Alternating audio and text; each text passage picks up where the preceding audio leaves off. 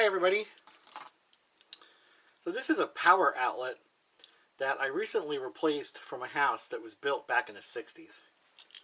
And I replaced it because the connectors inside the outlet are very loose. So basically if you took, here's just a 2-prong connector and plug it in, it's very wobbly, and look at that, just light vibration makes the plug come out. That's actually true on both of these connectors. So these don't cost a whole lot. They're like, they're less than $1 at Home Depot and Lowe's. So I thought today we'd open it up and take a look inside and find out why these get so loose. So these are actually pretty easy to take apart. They're really just held together with 2 little bent over tabs here on the back. So let's open it up. Just going to use a regular screwdriver to get in here and bend over these tabs.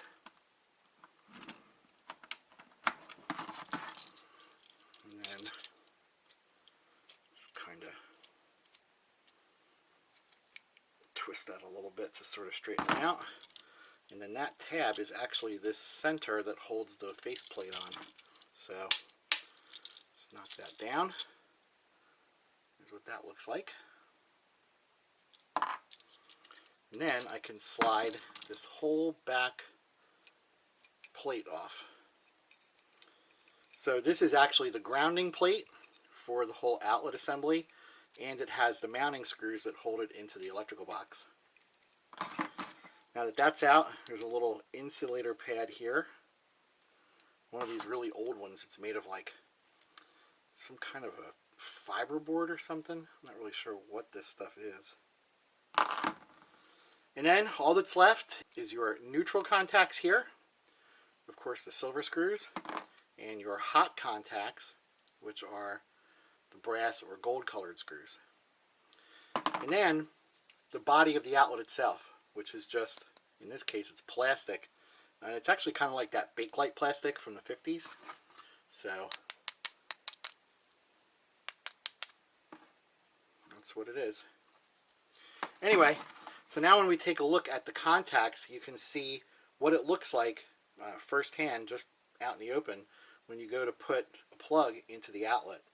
So the way this sits, these are the hot contacts, so these would sit in here like this. And then when I go to plug this in on the short side, that's really all that's happening. Your prongs are going in and they're being pinched by these 2 pieces of metal. So you have the one on the one side. If I put that back in, is that correct? No, it goes like this. There. You kind of hold them, and I'll push this in. Oops, I'm going to flip it the right way. Then that's how it gets held into place.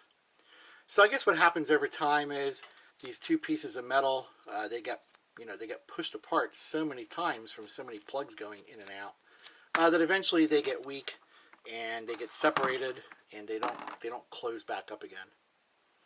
So I guess technically, if you really wanted to, you could disassemble your outlets and then get in here with a pair of pliers and squeeze these 2 contacts together and then reassemble the outlets, and then when you go to use it, you plug it in and get a nice positive contact.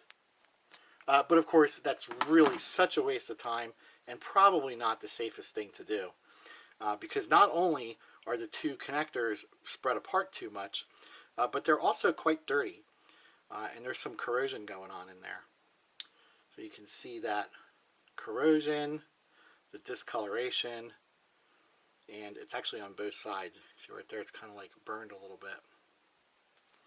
So like I said, they only cost about $1, not even $1, brand new at the store. You can even get them cheaper when you buy a pack of 10. So totally not worth trying to repair it. But if you're ever wondering what it looked like inside of an outlet, there you go. That's what they look like.